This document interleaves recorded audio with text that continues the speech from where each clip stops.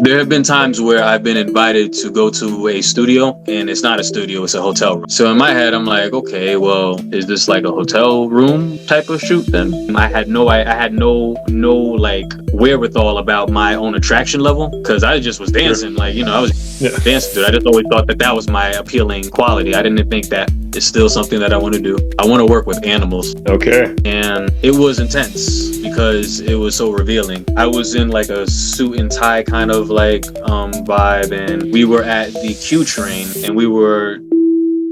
Influencer Insight shares the battles, stories, successes of models, influencers, and entrepreneurs as they find the balance of being influential leaders today while creating long-lasting impact for the future. Hello, everybody. Welcome back to another session of Influencer Insights, where I have a special guest, Caleb Smith from New York, joining me tonight. He's a personal trainer, he's a dancer, and he's a model as well. So he's kind of got the whole gamut.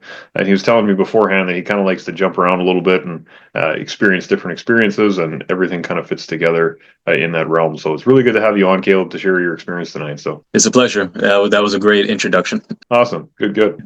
Tell us a little bit where you're from, your background, growing up. How did you get anywhere close to the world that you're in now? I was born in the city in New York, and I was raised in Queens, New York. That's where I got a lot of my mannerisms and, my, ideologies and the way that I look at life and things like that. And when I was a teenager, I started dancing. Models, join us on Facebook in our group where we've got all kinds of support and training you need to become a better model today. Check the link in the description. At the studio in the city, Alvinelli, where I met my mentor, and then she started mentoring me and telling me about, where I could take my talents when it came to dancing. At no point did I think modeling was, on the table, because I just never really looked at myself like that. But then I didn't realize just how intertwined, the two industries can be, modeling and dancing. Totally. So, yeah, of course, I ended up in a crossroad, and my mentor told me you should try modeling, and then I did, and then it ended up working out, and here we are. Nice. Yeah. If you don't mind me, my experience with Queens is kind of limited. I've been to New York, but tell us a little bit about what's it like growing up in Queens, New York.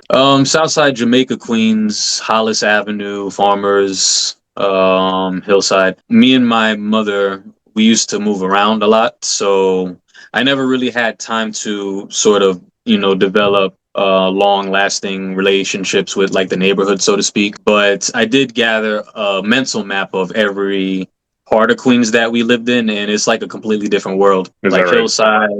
Hillside, a little bit more, I don't know, more traffic, more cars. Okay. It's near the train station, so there's more people going to and from the city using, Hillside Avenue.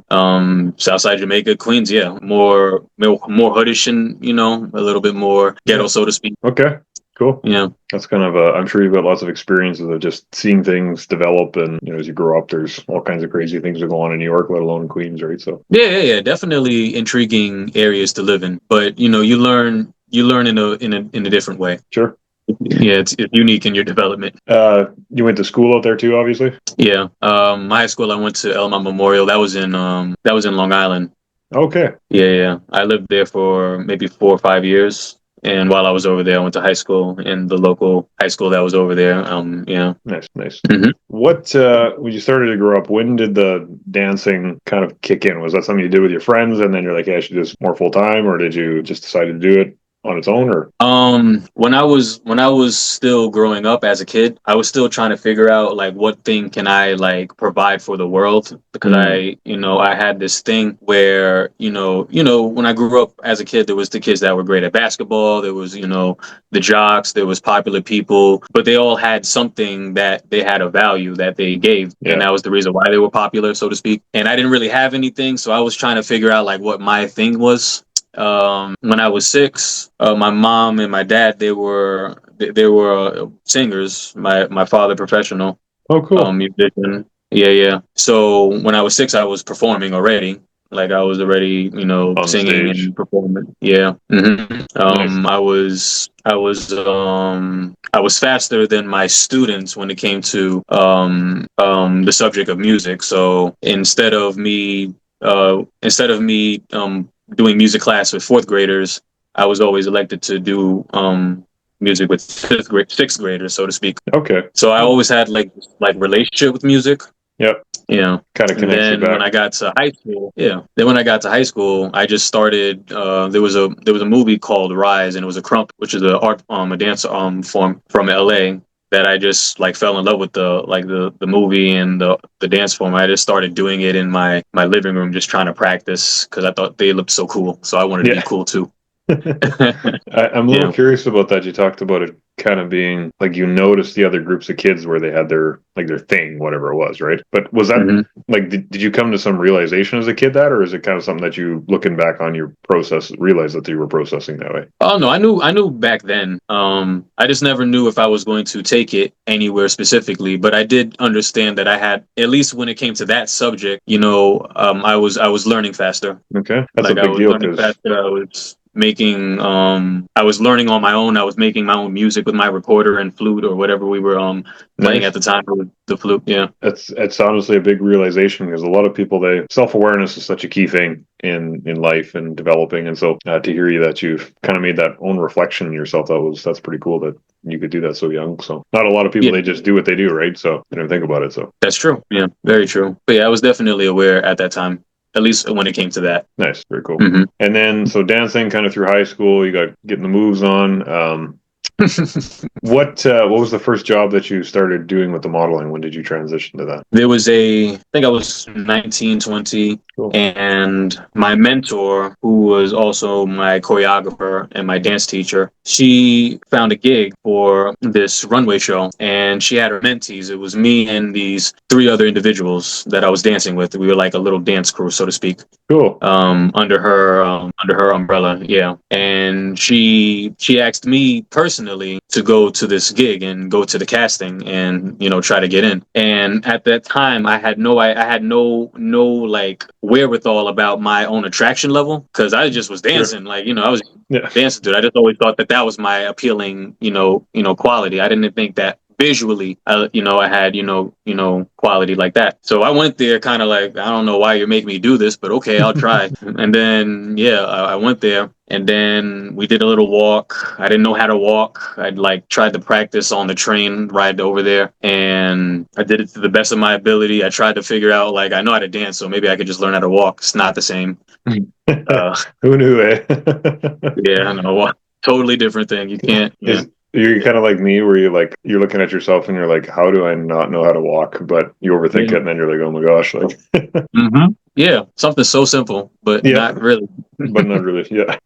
Yeah. So I did the walk, and then the guy, he put everyone in line, the male models that he had for the casting, and he cut people. And then I remained, and then I was kind of like surprised. I was like, whoa, did I just make it? So then I asked him, I was like, does that mean that we're going to be in the show? And he was like, yeah. And I was like, oh. So then we went to the show. Show was a success. I met a lot of fashion designers, a lot of people that were telling me that they want to work with me and things like that. And then out of nowhere, I posted those pictures on Instagram, and then my agency found me through that. And then they DM'd me, and then we're like, hey, we're an agency. We've been watching your Instagram profile, and we've been seeing that you're modeling and da da da da da. And that's when they wanted to work with me and develop me. So that happened through that. How old were you about that time? I was 19, 20. Okay, cool. I'm 33 now. Well, you certainly made some good progress and stuck with it all the way along. So that must be, find some enjoyment in it, obviously. So Yeah, and it helps develop you in other ways than just the industry. tell me more. Like how you converse with people. Networking is such a huge thing. So you start to learn how to articulate yourself, better. You have to be more social. If you're not specifically, that can be an opportunity that you miss. So, you start to just develop these, specific character traits because of it. And it, translates into how you converse with people in just the regular world. Yeah. Totally. Or maybe even in this. Like, I think it helps with, these type of interactions as well. How do you just meet somebody on the internet randomly and have a conversation about life, eh? So yeah, and knowing that it's going to be recorded and people are going to be watching this, like, that's a big deal, because totally. without that experience that I had, this might have made me a little bit more nervous. Yeah. Because I think a lot of people would feel a little bit more like, hey, I don't know what I can say right now. Sure. Yeah. On that note, what's one of your like top number one networking tips that you would tell anybody to get started on or start working on? What's a good networking tip that I would say? I mean, you just you just want to be a good person. Like if you just go and you interact with people and just let it be known that you see them and you're someone that's working on developing yourself or you're trying to get opportunities or whatever the case may be, but you're just a respectable person, then you can just talk to anyone in the room because everyone has an opportunity or connection. So you just want to, be a good person. Don't be. I wouldn't be antisocial. There's a lot of times where I don't know if it's just because models can get a little bit nervous, but whenever people go to casting calls or before the show, they'll kind of stay to themselves. Because they're trying to get, I guess, ready and focused. But you want to use that time to interact with everyone that's around you because y'all are doing this thing together and you never know what opportunities that can give you because wow, okay, even though we're all doing this thing together, they still took some time away from their situation to interact with me and make a connection. That's something that I think it's just a good investment to just be a good person and interact with everyone, especially at castings or before shows. Sure. Do you have like your top favorite conversational starters and stuff that you use, or is winging Top favorite conversational starters? I try not to do that. I try not to have like some go-to things to say to everyone. Yeah. Like I don't have a universal thing. Like if anything, what I'll do is I'll assess you. Like I'm using my eyes. So based off of what you're dressed as, how you're standing, I can kind of understand who you are as a person already, and then that can kind of help navigate the conversation versus having something that's like universal, I guess. Right. You sound like a robot when you're out there. Like cool. Yeah. What's some really cool experience that you've had modeling? Maybe a cool shoot or a unique location or unique location. I've definitely had a couple of locations where I was like, are we going to be able to pull this off? Like, in the middle of a lake, and I have to have like one leg up or something like that, and I'm on like a rock and it's slippery, and I'm like trying to make this look elegant, but I'm also tightening up all my muscles at the same time. Some extra something like that. Yeah, I've done things like that. I've never, and I want to do this. It's still something that I want to do, and I'm probably going to do it soon. I want to work with animals. Okay. Brave. I would love to work with animals. Like tigers or snakes or lions or birds or Now, I say that I want to work with animals, but I also respect personal boundaries. Yeah, exactly. Fair enough. Yeah. So it's like 1 foot in, 1 foot out because I don't want to just put myself in a predicament, for no reason. Start with a cat or something like that, right? Yeah. Yeah. Yeah, basically a dog. Safety first. Yeah, there you go. What kind of modeling do you like to do? Because I mean, there's runway, there's fashion, there's print, editorial. My favorite are shoots. I love doing photo shoots. I love coming up with a story with the photographer. I love the process of interacting with photographers and conversing and coming to some idea of what we're trying to bring to life and us, intertwining our ideas and then him or her as the cameraman or woman and me as the muse, bringing that to life and then seeing how I look, and seeing like the finished product. That's my favorite thing to do. Mm-hmm. Yeah. Creative pieces. I love telling stories like that. What's a really crazy one that you guys dreamed up while you were planning a shoot? We had these two, me and my photographer. His name is Steve Smith, best in New York, hands down.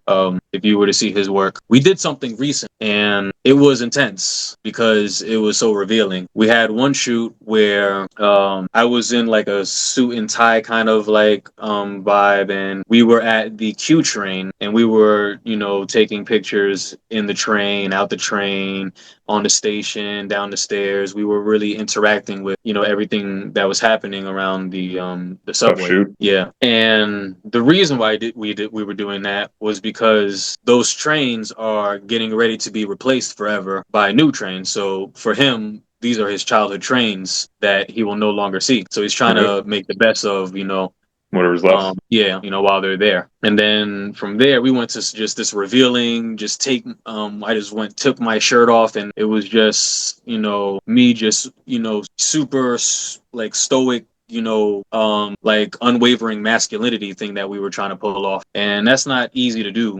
because it's so revealing. Like because we both been through grief, so we kind of use each other through each other's grief. So you see the grief in the picture, Cool. but it still looks like strength. It still looks like pain turned to power, I guess. Right. Yeah. In lieu of all this, we've accomplished wherever you are today, and so that's a cool vibe. Yeah. It's a very powerful statement. Are those pictures out now yet, or are they coming? Yeah, I have a couple on my Instagram right now. Cool. Yeah. Anybody listening can go check that out and see the description. So that's really cool. It actually gave me a couple of opportunities, actually. Oh, really? Okay. What did you get to do from there? There's a swimwear company that reached out to me, and they wanted to fly me out to represent their swimwear for, I think, Miami Fashion Week. I think. Yeah. Cool. That's a pretty big deal. Yeah, that's cool. And then I think she was going to do it anyway because we have a great relationship. But another director that I know gave me an opportunity to model for this event in New York called BH Build Expo, and it's like BH Photo, if you know BH Photo, the company. Yep, I do. Yep. Yeah, it's like they have this big thing at the Javits Center. I've done it before, but but again, like these pictures like help remind her like, oh, let me reach out right now. So that happened too, and then another thing, another photo shoot from someone that wants to work with me. So yeah, it's already been and that's all happened last little while. Cool. Yeah. What's a dream shoot location brand you'd like to work with? It's tricky. I've never really been like I guess what I would say is whatever brand that I work with, I'm just appreciative of the opportunity to work with a brand. Totally. I don't have like a favorite. Like I'm not like I would prefer Nike over Adidas. Like if it's both of them, like thank you anyway. And bring it on, eh? Same company. Yeah, like you can give me all of them. Puma. You can give me Starbucks. Like you can give me whatever. Like the fact that you saw something in me and took a chance on me to represent you, like that's just an honor in itself. So. Even if I don't like the thing, because I'm not a coffee drinker personally, but Starbucks, I got you. I'm gonna sell the hell out of this commercial. Anything you want, got to. No, it's cool. Yeah, no, that's good. Sometimes I think it can be a helpful and a hindrance when people are kind of focused on where they want to go, because one sense it gives you that direction, but sometimes people get too focused on just hitting this, and then they maybe miss the other opportunities that come up too, right? So yeah, you don't want to be tunnel vision. Like you want to be tunnel vision when it comes to your work ethic for sure. Like make sure that you stay disciplined. Yeah, but don't let all these opportunities around you go because you're so focused on that, because that usually ends up not being as good as you thought it was. Well said. Yeah, totally. Everything is always a picture in our mind, and whether it comes to reality or not, that's a different thing, right? So yeah, never is. Yeah. Did you ever go into a shoot being like, "This is going to be great," and then you get there and you're like, "Get me out of here"? Or yeah. Yeah.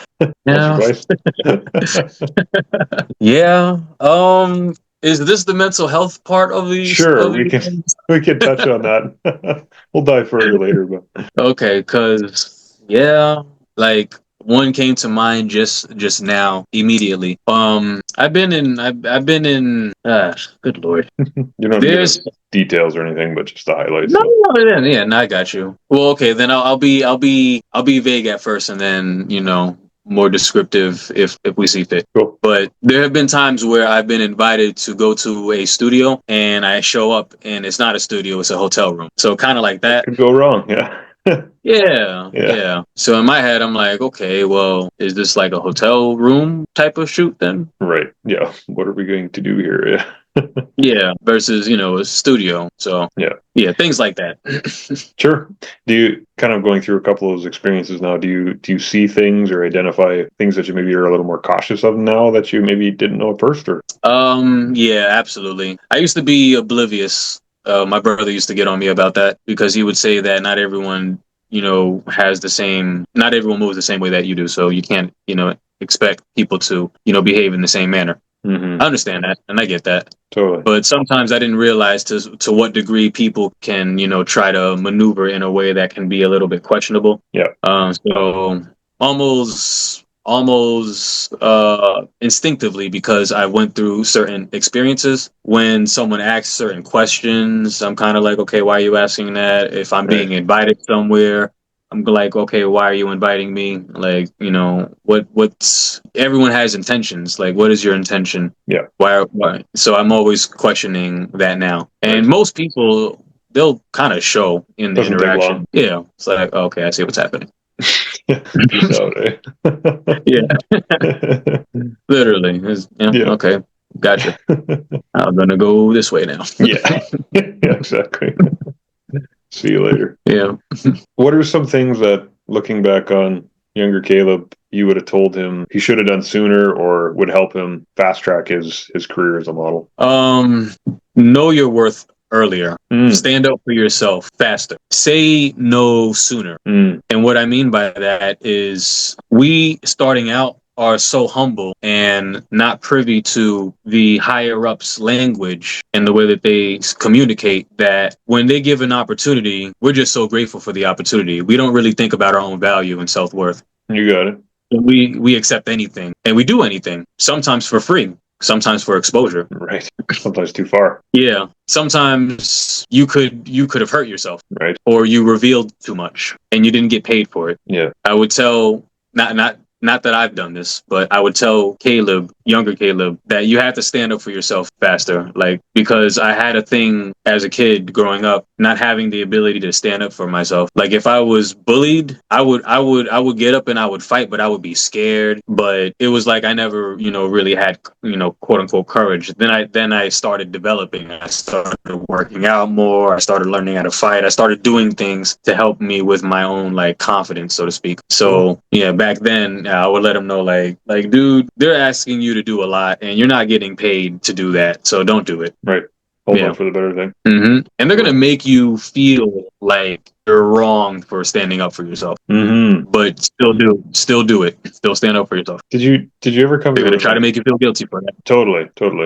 Did you ever come to a place where you realized you needed to stand? Like, what was a caveat, I guess, that made that realization for you? I need to stand up for myself a little more. I was a part of an agency that flew me out to see them and other models that they were working on developing. They were kind of paying attention to my profile and kind of watching me for some time, and then they decided that they wanted to, connect with me. Mm-hmm. So initially they told me that, they're going to fly me out, book the hotel, blah, blah, blah. And they did. And I got flown out there. I brought my brother with me, and I ended up going to the hotel room. They booked that too. Everything was basically, at their expense. Pretty set up. And then I started working with them, and I was seeing the way that the guy, the agent, how he was interacting with the other models. It was like a bully submission sort of like energy. Mm. Like, I brought you here, As so I say. do whatever. Yeah. And then they were doing it. And it was like, I felt like these grown men were like being emasculated. It was like, and it just made me feel like, watching it, just like, you're not standing up for yourself right now. Like, the things that he would be yelling at these guys, it would be for really nothing. Like, let's say he wanted everyone to come downstairs by 8 o'clock and someone came down at 8:01, and then he would just lash out, like, go crazy. Well, that kind of takes the fun out of things. Yeah, but it's like, what can I say? Because he flew me here and I'm being paid to be here. Yeah, I didn't like I didn't like energy like that. So that's one of the things that I could say was like a sign for me, like no, don't let that happen. Yeah, totally. Yeah.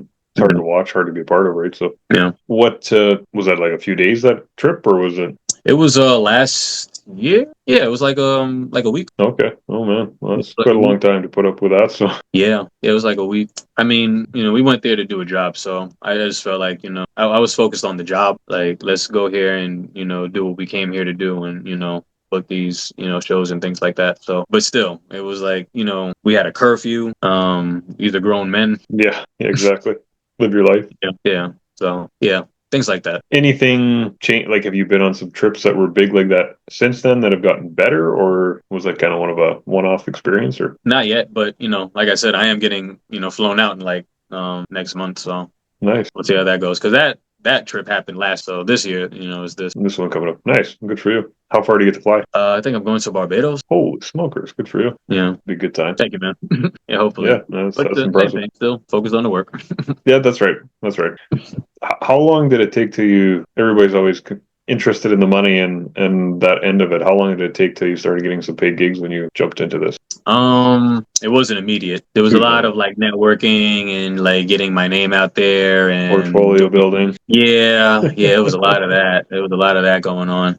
Yeah. It took a while. It took like maybe like a year or so. Okay. Maybe 2 years. And then I was getting jobs, not even because of my agency. I was getting jobs because of other models that I knew was just sending me things. Nice. They were just like, yo, I got this thing if you wanna take that. So to some degree I still have that. Like there's a couple of like chats that I'm in and all we just do is send each other opportunities. Nice. Yeah. Your network is your net worth, eh? Absolutely. That's why we're here. Yeah, exactly. 100%. That's definitely the way to go. So, Yeah. Yeah. any tips on people kind of, I don't know, navigating themselves into some of those gigs and that kind of thing, or is it? You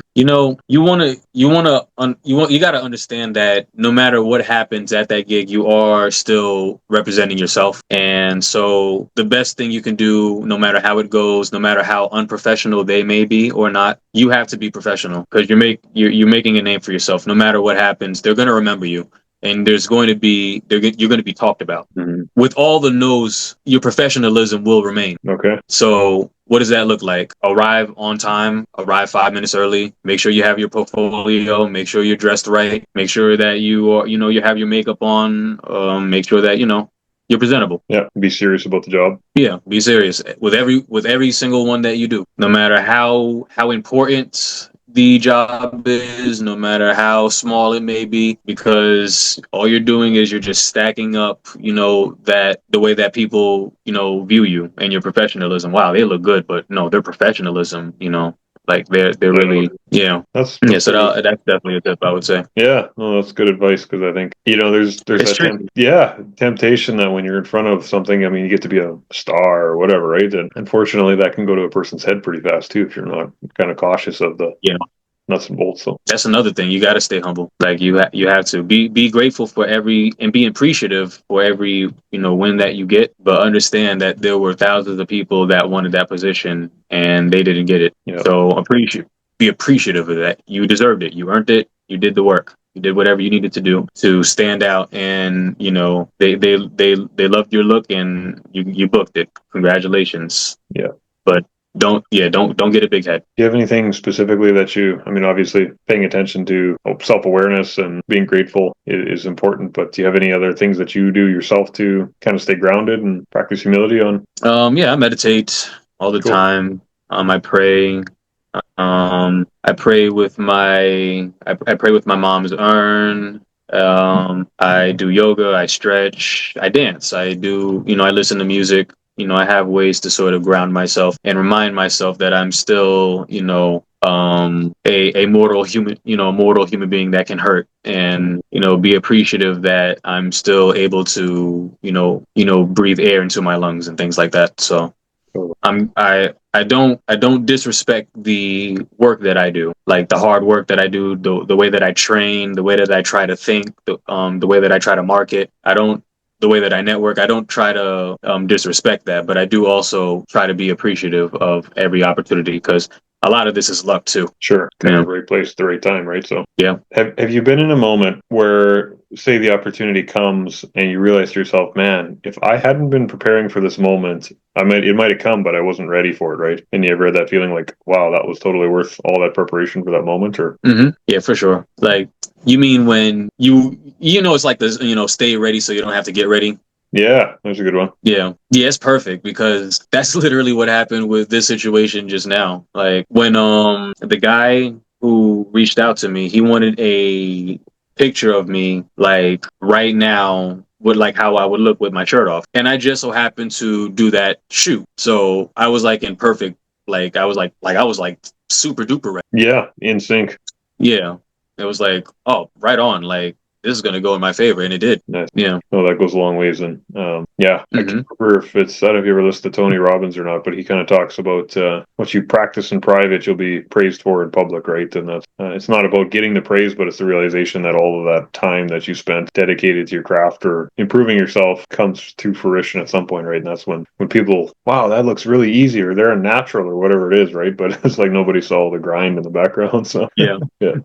That's exactly it for that one moment. What's something people don't know about Caleb that maybe they wouldn't see on Instagram? What's one thing that about me? Well, that's a good question. Because I'm trying to get more comfortable with being revealing, but It's its own challenge. because yeah, because I don't know. I just always admired models that had like a mystique to them. Right. You just never really knew. But Right. I think in today's times, it's like, nah, can't. Nah, we gotta express ourselves. All in or not in. Yeah, literally. Yeah. So it's like, might as well. Yeah.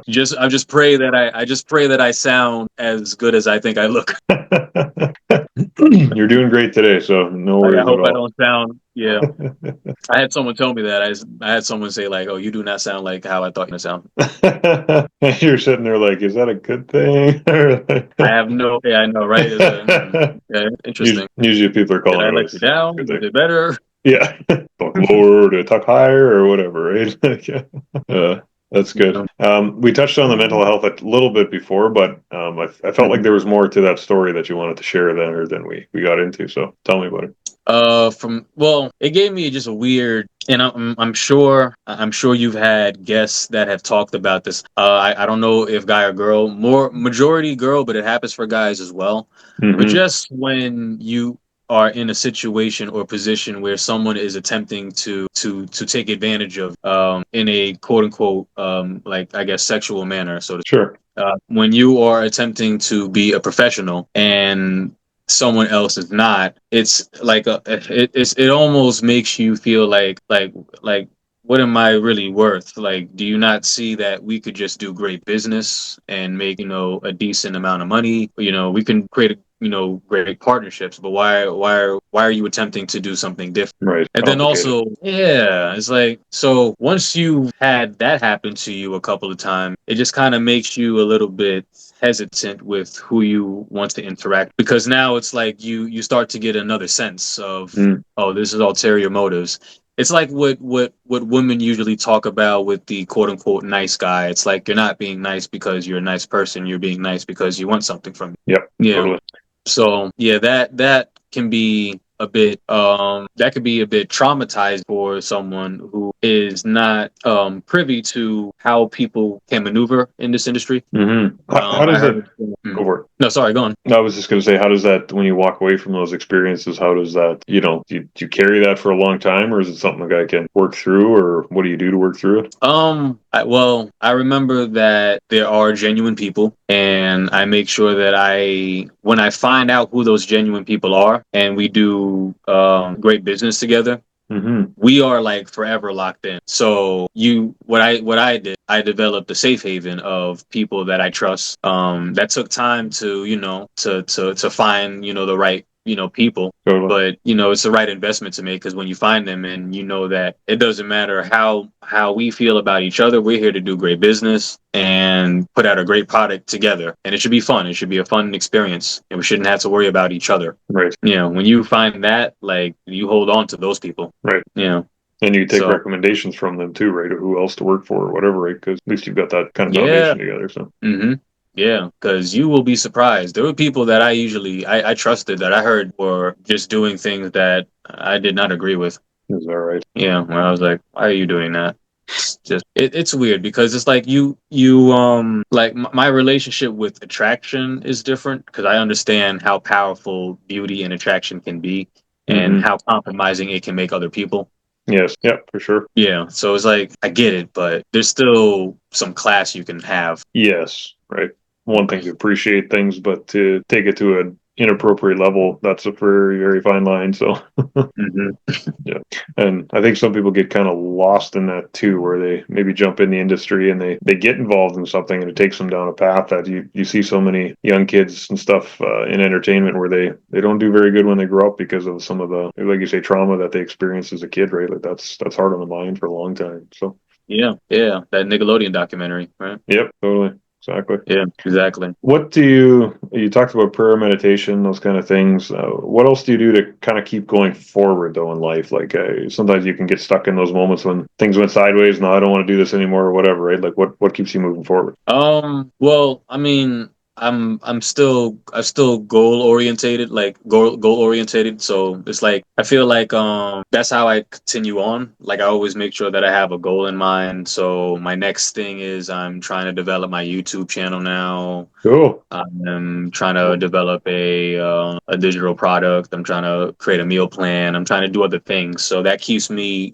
like moving forward, so to speak. And all I see is the things that I'm already doing. It just helping that overarching goal right there. Right. So Supporting the cause. yeah, that keeps me driven. I always have to make sure that I have a goal in mind. I can't just, live day by day and, take it day by day for sure, because you never know what tomorrow brings. But I still want to make sure that I am thinking about, well, with the time that I have, what am I doing? That's good. That's good purpose in what your direction is, right? So, Yeah. do you think that a lot of people in the industry kind of maybe lack that themselves on their purpose and what they should be focused on? Or It's interesting because I can't speak to why certain models do what they do. sure, There is, to some degree, I don't know, maybe a sense of like, I don't know if an insecurity that we may have when it comes to image, and a reason why part of the reason why we're doing this is to prove to ourselves that we're that attractive. Maybe, I don't know.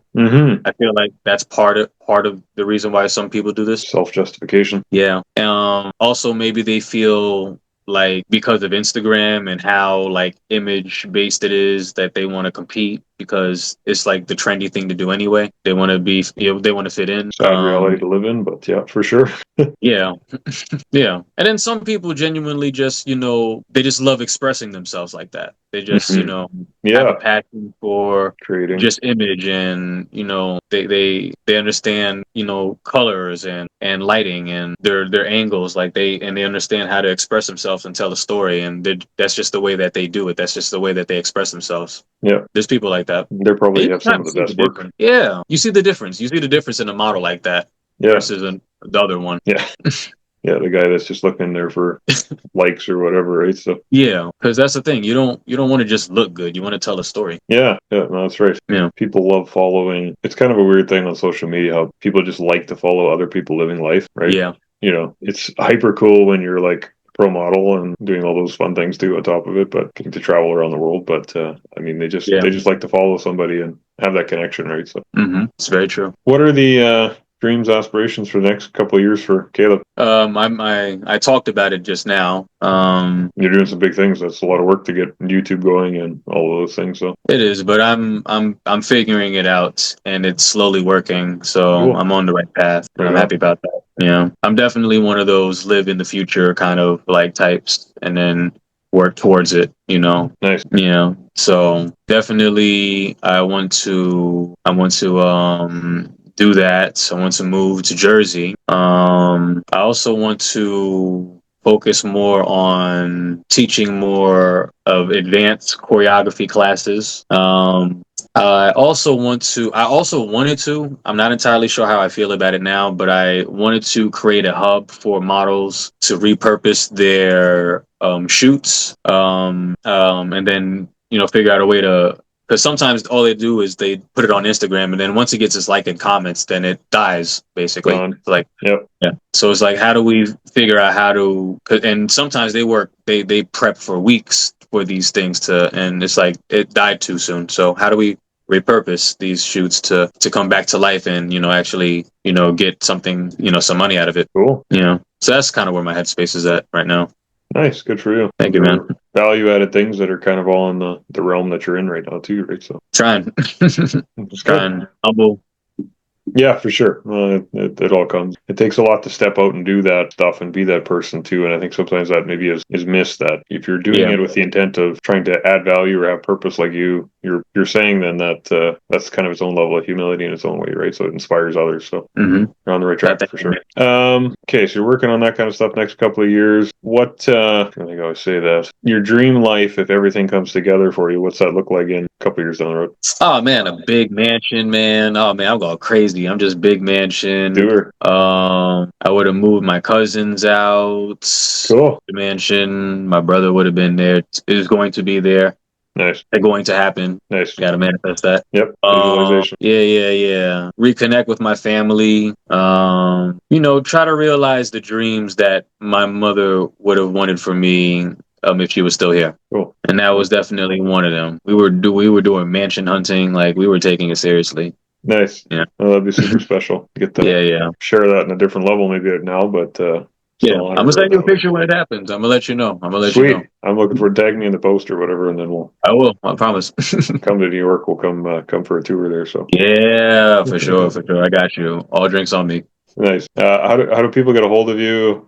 How do they follow you on your YouTube channel or on Instagram? On Instagram, I go by Caleb_Scooter_Smith. I'm sorry for all the underscores. That was the only available username. So you got yeah. That's all right.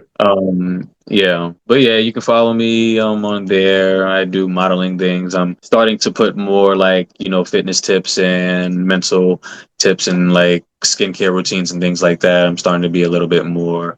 So, Nice. you may get some advice if you're an up and coming model, then I may give some tips on there as well about what you should do to prep for shoots and shows and things like that.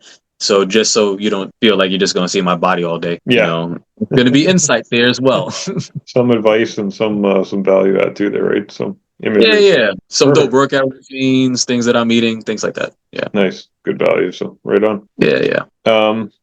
I know it's going to happen, so it's kind of an inevitable or what's the word, oxymoron kind of question. But when Instagram does blow up or YouTube blows up for you, what's and all those people are kind of chomping at the bit to get to know you and talk to you and that kind of thing. What's one big thought that you would want all those people who came along for the ride to know? What's one big thought? Yep.